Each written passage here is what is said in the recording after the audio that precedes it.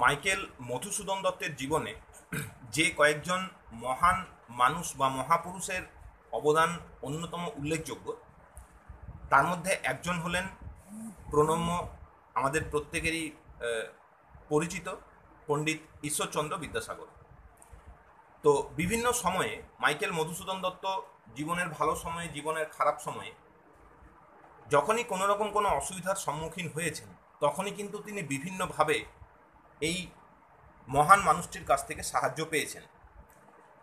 Michael Madhusudan দত্তের জীবনে ঈশ্বরচন্দ্র বিদ্যাসাগরের এই যে অবদান, বা জাতির জীবনে ঈশ্বরচন্দ্র বিদ্যাসাগরের এই যে অবদান, নিজে দুঃখী মানুষ, গরিব মানুষ হয়েও গরিব আত্মপীড়িতদের তার যে সেবা করার মহনীয়তা, তার যে পাণ্ডিত্য, এই সমস্ত কিছুকে মাথায় রেখে চতুর্দশপদী কবিতাবলিতে মাইকেল মধুসূদন দত্ত পণ্ডিত ঈশ্বরচন্দ্র বিদ্যাসাগরকে নিয়ে একটি 14 মাত্রার কবিতা, 14 লাইনের কবিতা লিখেছিলেন, যেটি সেই চতুর্দশপদী কবিতাবলী কাব্যগ্রন্থের 86 নম্বর কবিতা। আমাদের একাদশ শ্রেণীর সেমিস্টার 1-এ যে নতুন প্রবর্তিত যে সিলেবাস, সেই সিলেবাসের মধ্যে চতুর্দশপদী কবিতাবলীর সেই 86 নম্বর কবিতাটি পণ্ডিত ঈশ্বরচন্দ্র বিদ্যাসাগরকে নিয়ে লেখা সনেট ঈশ্বরচন্দ্র বিদ্যাসাগর পাঠ্য। আমার আজকের আলোচনার বিষয় সেই কবিতাটি। নমস্কার, আমি আমার ক্লাস 11-এর সমস্ত শিক্ষার্থী বন্ধুকে বাংলা গাইড ইউটিউব চ্যানেলে স্বাগত জানাই। আজ এই আলোচনার মূলক ভিডিওটির মাধ্যমে এই ঈশ্বরচন্দ্র বিদ্যাসাগর কবিতাটির সমস্ত লাইনের অর্থ, শব্দার্থ, তার আলোচনা, তার ব্যাখ্যা আমি তুলে ধরার চেষ্টা করব। প্রত্যেকের কাছে অনুরোধ, ভিডিওটি শেষ অবধি দেখো। আশা রাখছি শেষ পর্যন্ত দেখার পর এই কবিতাটি নিয়ে তোমাদের আর কোনো রকম কোনো প্রশ্নচিহ্ন থাকবে না। তার আগে প্রত্যেকের কাছে একটাই অনুরোধ, যারা চ্যানেলে প্রথমবার ভিজিট করছো তারা চ্যানেলটি সাবস্ক্রাইব করে দিও, পাশে থাকা বেল আইকনটি প্রেস করে অল নোটিফিকেশন অন করে দিও, যাতে এই চ্যানেলের যে কোনো ভিডিও তোমার কাছে প্রথমেই নোটিফিকেশানটা যায়। ভিডিওটি ভালো লাগলে ভিডিওটি লাইক করে দিও, বন্ধুদের মধ্যে শেয়ার করে দিও, এবং ভিডিও সম্পর্কিত যে কোনো ধরনের সাজেশন তোমরা কমেন্ট বক্সে লিখে অবশ্যই জানিও। এই প্রসঙ্গে বলে রাখি, এই ভিডিওটির শেষে আমি ঈশ্বরচন্দ্র বিদ্যাসাগর এই কবিতাটি থেকে একটি এমসিকিউ পর্বের ভিডিও, মানে আমি আমার চ্যানেলের মধ্যে যেটা এর আগে পোস্ট করেছি তার লিঙ্ক আমি শেষে দিয়ে দেবো। তোমরা সেইখান থেকে সেই এমসিকিউ ভিডিওটি দেখে নিও। অত্যন্ত গুরুত্বপূর্ণ কিছু প্রশ্ন নিয়ে সেখানে আমি আলোচনা করেছি। কথা না বাড়িয়ে আসছি আমাদের আলোচনার মূল অংশে। কবিতাটি কবি শুরু করছেন কিভাবে? বিদ্যার সাগর তুমি বিখ্যাত ভারতে, করুণার সিন্ধু তুমি সেই জানে মনে, দিন যে দিনের বন্ধু। অর্থাৎ সাগরের যে সীমাহীনতা, সেই সীমাহীনতার সঙ্গে সামঞ্জস্য রেখে বিদ্যাসাগরের যে সীমাহীন বিদ্যার জনশ্রুতি মানুষের মধ্যে প্রচলিত ছিল, সেই কারণের জন্য তার যে সীমাহীন পাণ্ডিত্য, সেই সীমাহীন পাণ্ডিত্যকে কবি সাগরের সঙ্গে তুলনা করেছেন। বিদ্যার সাগর, সাগরের মধ্যে যেমন জলের অভাব হয় না, সাগরের মধ্যে যেমন জলের শেষ থাকে না, বিদ্যাসাগরের মতো সেরকম প্রণম্য মানুষের, প্রণম্য পণ্ডিতের মধ্যে বিদ্যা বা পাণ্ডিত্যের কোনো অভাব ছিল না। বিদ্যার সাগর তুমি বিখ্যাত ভারতে, তো সমস্ত ভারতবর্ষের মধ্যে তিনি বিদ্যাসাগর নামে পরিচিত। সেই কারণের জন্যই তার নাম হচ্ছে ঈশ্বরচন্দ্র বিদ্যাসাগর। প্রকৃত নাম ঈশ্বরচন্দ্র বন্দ্যোপাধ্যায় হলেও তাকে আমরা ঈশ্বরচন্দ্র বিদ্যাসাগর বলেই জানি, কারণ তার মধ্যে অগাধ বিদ্যা, অগাধ পাণ্ডিত্য ছিল। বিদ্যার সাগর তুমি বিখ্যাত ভারতে, করুণার সিন্ধু তুমি সেই জানে মনে, দিন যে। অর্থাৎ তার যে বিচিত্র জীবন কথা, তার যে অসাধারণ মেধা এবং তার যে তীক্ষ্ণ বিচার বুদ্ধি ও ব্যক্তিত্ব আজ তাকে বিদ্যাসাগর উপাধিতে ভূষিত করেছে। তার ভাষা হচ্ছে অত্যন্ত স্বচ্ছ, সরল, বেগবান। ঊনবিংশ শতাব্দীর দ্বিতীয়ার্ধকে স্বাভাবিকভাবে তাই বিদ্যাসাগরের যুগ বলা হয়, এবং বাংলা সমাজ, সাহিত্য, সাংস্কৃতিক জীবনে তার এই যে সীমাহীন অবদান, এই সীমাহীন অবদানের কারণেই তাকে কিন্তু আমরা বিদ্যার সাগর বলে, বিদ্যাসাগর উপাধিতে তাকে আমরা ভূষিত করে থাকি। কারণ শিশু যখন তার প্রাথমিক শিক্ষা শুরু করে, বর্ণ পরিচয় দিয়ে শুরু করে, এবং তার যে ভাষার সারল্য, সাধু ভাষায় লেখা, মানে সাধু ভাষার যে সময়ে লেখা হতো সেই সময়ের মধ্যে তিনি যখন তার কাব্য রচনা শুরু করেন, কিন্তু তার মধ্যেও যে পরিমাণ সরলতা, যে পরিমাণ বাস্তবতা নিয়ে তিনি কাব্য লিখেছিলেন, এবং জাতির সমাজ, সাহিত্য, সংস্কৃতি তার যে মধ্যে তার যে সীমাহীন যে অবদান, তার কথা মাথায় রেখে তাকে কিন্তু বিদ্যাসাগর উপাধিতে ভূষিত করা হয়। করুণার সিন্ধু তুমি সেই জানে মনে, দিন যে দিনের বন্ধু। সিন্ধু শব্দের অর্থ হচ্ছে সমুদ্র, সিন্ধু শব্দের অর্থ হচ্ছে সমুদ্র। আর যদি আমরা তাকে করুণার সিন্ধু বলি, তাহলে করুণার সিন্ধুর অর্থ দাঁড়ায় করুণার সমুদ্র। যদিও বাস্তবে এর কোনো অস্তিত্ব নেই, মানুষের হৃদয়ের মধ্যেই এর অস্তিত্ব লক্ষ্য করা যায়। সমাজ সংসারে যে সমস্ত ব্যক্তির মধ্যে বা যাদের হৃদয়ে সমুদ্রের অসীম জলরাশির মতো করুণা বিরাজ করে তাদেরই আমরা করুণার সিন্ধু বলি। স্বাভাবিকভাবে বিদ্যাসাগরের হৃদয়ে যে স্বতঃস্ফূর্ত করুণা, ভালোবাসা, দয়া, মায়ার উৎস ছিল, আর সেই অসীম করুণাধারা সমাজের দরিদ্রজনের উপরে যেভাবে তিনি অকাতরে বিলিয়ে দিয়েছিলেন এবং হতদরিদ্র মানুষগুলোকে যেভাবে তিনি নূতন করে বাঁচতে শিখিয়েছিলেন, সেই কারণের জন্যই পণ্ডিত ঈশ্বরচন্দ্র বিদ্যাসাগরকে করুণার সিন্ধু উপাধিতে ভূষিত করা হয়। দিন শব্দের অর্থ এখানে দরিদ্র। দয় দীর্ঘই দন্তন দিন মানে হচ্ছে দরিদ্র, দয় হ্রস্বই দন্তন দিন মানে হচ্ছে দিনের বেলা। অর্থাৎ এই যে বিদ্যাসাগর যে করুণার সিন্ধু ছিলেন, সেটি কে জানে? সেই জানে মনে দিন যে, অর্থাৎ যে গরিব সেই কিন্তু জানে পণ্ডিত ঈশ্বরচন্দ্র বিদ্যাসাগর এই করুণার সাগর। অর্থাৎ দরিদ্র বা এই দরিদ্ররূপী মানুষদের দুঃখের সময় যিনি হাত বাড়িয়েছিলেন তিনি হচ্ছেন দীনবন্ধু। ঈশ্বরকেও এই নামে ডাকা হয়, অর্থাৎ ভগবানকেও আমরা দিনের বন্ধু বলেই জানি। আর যারা দরিদ্র তারাই জানে যে কে গরিবের প্রকৃত বন্ধু বা কে গরিবের প্রকৃত বন্ধু নয়।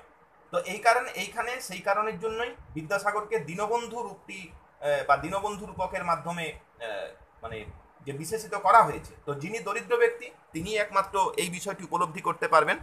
করুণার সিন্ধু বিদ্যাসাগর, তো এই বিদ্যাসাগরের মধ্যে কতটা করুণা ছিল সেই জানে মনে, একমাত্র সেই জানে দিন যে, অর্থাৎ যে ব্যক্তি দিন, সব শেষে দিনের বন্ধু, অর্থাৎ এখানে বিদ্যাসাগরকে বোঝানো হচ্ছে। অর্থাৎ বিদ্যাসাগর ছিলেন গরিবের বন্ধু এবং তার মধ্যে যে করুণার সিন্ধুর উৎস, করুণার সাগরের যে একটা রূপ তার মধ্যে ছিল, দয়া, মায়া, মমতা, স্নেহ, ভালোবাসার যে একটা অপার করুণা তার মধ্যে ছিল, একমাত্র যে দিন বা গরিব ব্যক্তি সেই একমাত্র জানে। তার পরের অংশে আসি। উজ্জ্বল জগতে হেমাদ্রির হেমকান্তি অম্লান কিরণে। হেম শব্দের অর্থ হচ্ছে সোনা, হয় কর্ম। হেম শব্দের মানে হচ্ছে সোনা, আর অদ্রি শব্দের মানে হচ্ছে পর্বত। তো বাস্তবে সোনার পর্বত হয় না, কিন্তু অম্লান সূর্যকিরণে পর্বতের সোনার মতো রূপ এবং তার হেমকান্তিতে জগৎ উজ্জ্বল হয়। হিমালয়ের সর্বোচ্চ শৃঙ্গ যখন বরফে ঢাকা থাকে এবং সেইখানে যখন প্রথম সূর্যের আলো এসে পড়ে, সেইখান থেকে যে আলোর বিচ্ছুরণটা হয় এবং যে আলোর বিচ্ছুরণে সমস্ত জীবজগৎ আলোকিত হয়, ভোরের সূর্যের আলোর বা সূর্য ওঠার সময় যে আলোটা হয় সেটা দেখতে অনেকটা সোনালি রঙের হয়। তো তার সঙ্গে সামঞ্জস্য রেখে সূর্যের আলোয় যেমন গোটা জগৎ সংসার আলোকিত হয়, ঠিক সেই রকম তার যে মানে বিদ্যাসাগরের যে জ্ঞান, যে করুণা, যে বিদ্যা, তার যে দয়া মায়ার যে অপার যে ছটা, অপার যে আলো, অপার যে সৌন্দর্য, সেই সৌন্দর্যের মাধ্যমে, সেই দয়া মায়া মমতার মাধ্যমে তিনি গোটা জীবজগৎ বা গোটা বিশ্বজগৎকেই তিনি তার মাধ্যমে আলোকিত করেছিলেন। তো কবি মধুসূদন দত্ত তার ত্রাতা বিদ্যাসাগরের যে পর্বত কাঠিন্য যে ব্যক্তিত্ব এবং স্বর্ণোজ্জ্বল যে করুণাধারা, সেই বিষয়টি বোঝানোর জন্যই এই লাইনগুলি ব্যবহার করেছেন। পর্বত যেমন গোটা দেশকে নানাভাবে রক্ষা করে, তেমনি আবার তার সৌন্দর্য মানুষকে মোহিত করে। ঠিক একই রকমভাবে বিদ্যাসাগর একদিকে সমাজের ত্রাতা, সমাজের রক্ষাকর্তা, আবার অন্যদিকে তার উজ্জ্বল ব্যক্তিত্ব মানুষের হৃদয়কে জয় করে নিয়েছিল এবং মাইকেল মধুসূদন দত্ত যে বিষয়টিকে খুব ভালোভাবেই বুঝতে পেরেছিলেন। এই কারণের জন্যই এইখানে কিন্তু পর্বতের যে শ্রেষ্ঠত্ব, পর্বতের যে মহানুভবতা, তার সঙ্গে কবি আমাদের ঈশ্বরচন্দ্র বিদ্যাসাগরের যে পাণ্ডিত্য, যে মহানুভবতা, সেই বিষয়টি তুলনা করেছেন।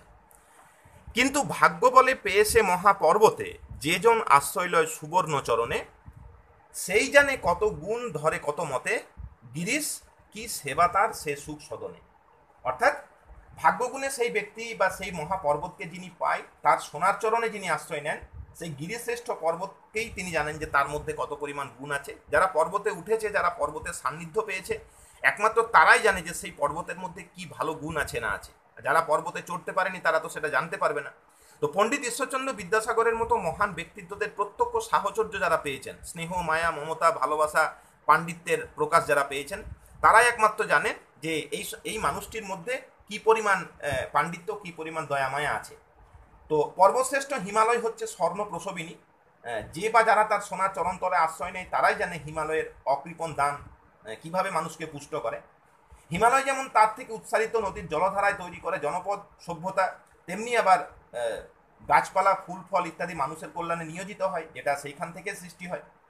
ঠিক তেমনিভাবেই যে সকল গরিব মানুষেরা বিদ্যাসাগরের আশ্রয় নিয়েছেন, তার সুবর্ণ চরণে, তার সোনার মতো দামি বা সোনার মতো অত্যন্ত গুরুত্বপূর্ণ তার আশ্রয়ে তার আশ্রিত হয়েছেন, তা এবং তার অকৃপণ দানে যারা উপকৃত হয়েছেন তারা একমাত্র জানেন বিদ্যাসাগরের মহানুভবতা, তিনি কতটা বড় মনের মানুষ ছিলেন। তো এখানে সুবর্ণচরণ শব্দটির আক্ষরিক অর্থ সোনার পা হলেও এই যে সুবর্ণচরণ যেখানে লিখেছে সুবর্ণচরণ, এর আক্ষরিক অর্থ হচ্ছে সোনার পা, যদিও শব্দটিকে এখানে রূপক অর্থে ব্যবহার করা হয়েছে, অর্থাৎ উপকারী ব্যক্তি বা বিদ্যাসাগরের উদার আশ্রয়কে বোঝাতেই কবি এখানে এই সুবর্ণচরণ শব্দটিকে ব্যবহার করেছেন। তো খুব সংক্ষেপে উদ্ধৃত অংশের যেটি ভাববস্তু সেটি হচ্ছে যে সকল মানুষ বিদ্যাসাগরের মতো ব্যক্তিত্বের ছত্রছায়ায় আশ্রয় পেয়েছেন তারা ভাগ্যবান। তারা এও জানেন যে পর্বতসম এই ব্যক্তিত্বপূর্ণ মানুষটির মধ্যে পর্বতের মতোই নানা গুণ সঞ্চিত আছে। বিদ্যাসাগরের মধ্যে, বিদ্যাসাগরের সঙ্গে যদি কথা না বলা যায়, তার প্রত্যক্ষ সাহচর্যে যদি না আসা যায়, তাহলে কিন্তু জানা যায় না সেই মানুষটি আসলে কেমন। বাইরে প্রচণ্ড রকমের রুক্ষ কঠোর কঠিন হলেও ভেতরে তিনি কিন্তু ছিলেন দয়ার সাগর, তিনি কিন্তু ছিলেন ভালোবাসার এক অগাধ সমুদ্রের প্রতিরূপ। গিরিশ কি সেবা তার সে সুখ সদনে, অর্থাৎ সেই সদন বা সেই ঘরের মধ্যে কোনো দুঃখ নেই, কষ্ট নেই, কেবলই সুখ আছে।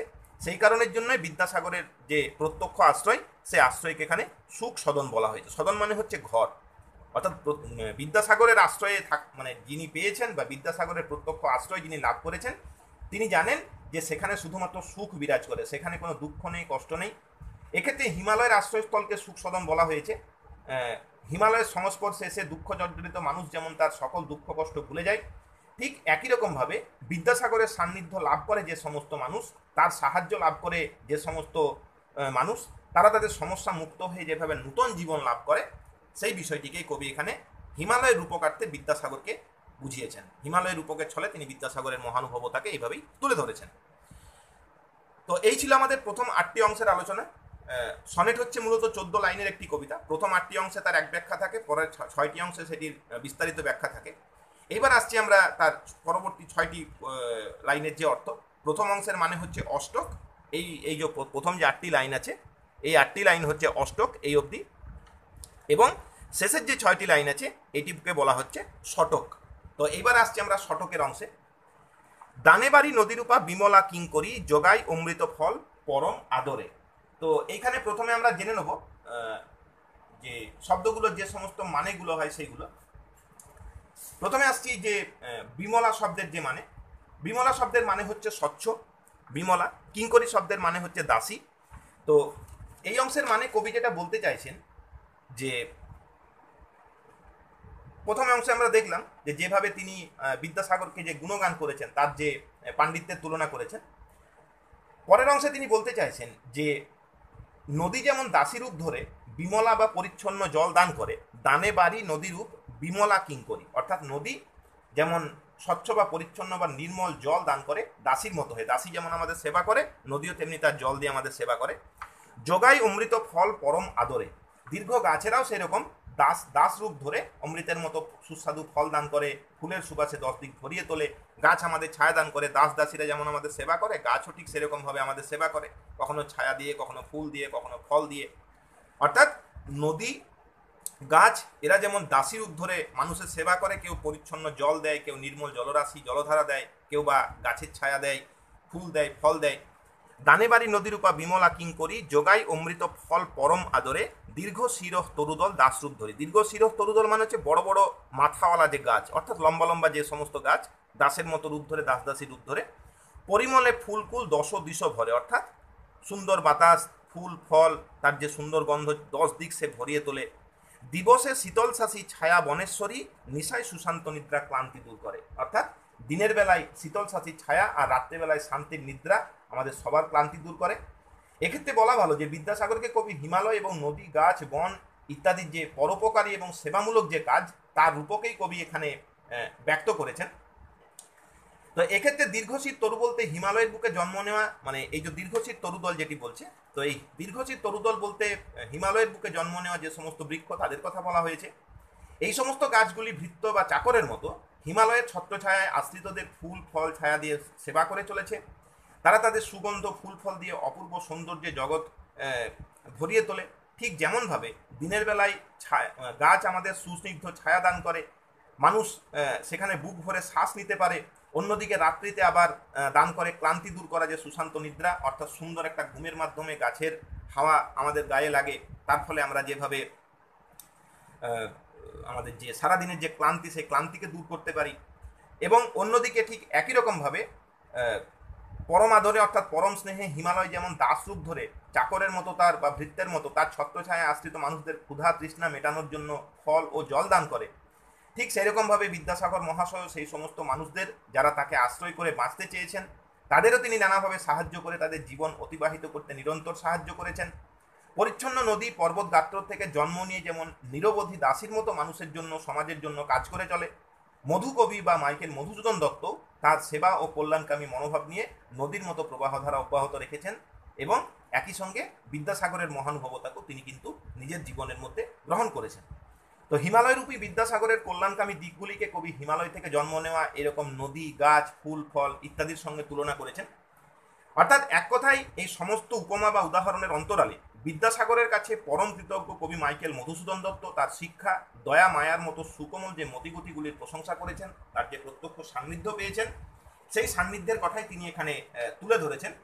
তো ঈশ্বরচন্দ্র বিদ্যাসাগরের নানান গুণের মাধ্যমে সমস্ত দিন দুঃখী মানুষকে নূতন করে সঞ্জীবিত করা, তাদের দেহে প্রাণ ফিরিয়ে আনা, যে প্রচেষ্টা সারা জীবন ধরে তিনি করে গেছেন আলোচ্য কবিতার মাধ্যমে মাইকেল মধুসূদন দত্ত সেই মহানুভবতার মহান আদর্শকে স্মরণ করেছেন।